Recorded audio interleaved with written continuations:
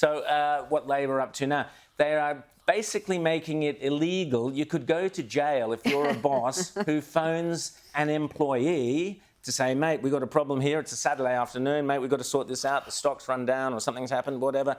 And, you've phoned your employee during off hours, he or she has a right to disconnect. I mean, seriously, get out of our lives, Labor. Get out of our lives. No wonder this country is going backwards in terms of productivity when you keep on leaping in there, James, with all these crazy ideas. Industrial relations in this country is an absolute nightmare, and Tony Burke and this Labor government are making it worse.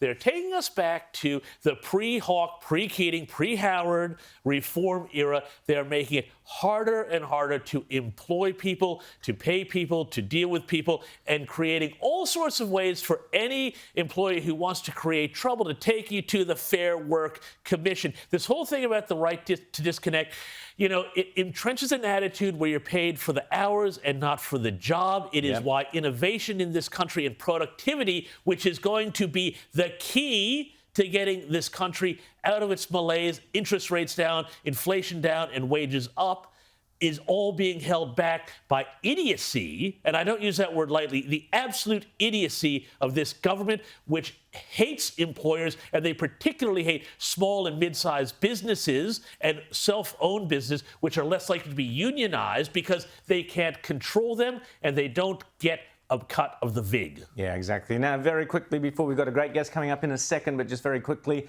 Bob Katter was there at Parliament House trying to pay in the local cafe there with cash, and they would not accept cash. I keep warning you, folks, cash equals freedom. We lose our cash, we lose our freedom. There is no question of that. This is being challenged all around the world. We've got some very sinister forces at work trying to get rid of cash altogether. You lose cash, you lose your freedom. You see that the way they manipulated the Canadian truckers, for instance, during their protests, cancelled their bank accounts. Well, now you can't use cash at Parliament House. That is deeply, deeply worrying. Well done, Bob Katter, for bringing that to our attention. And people must stand up.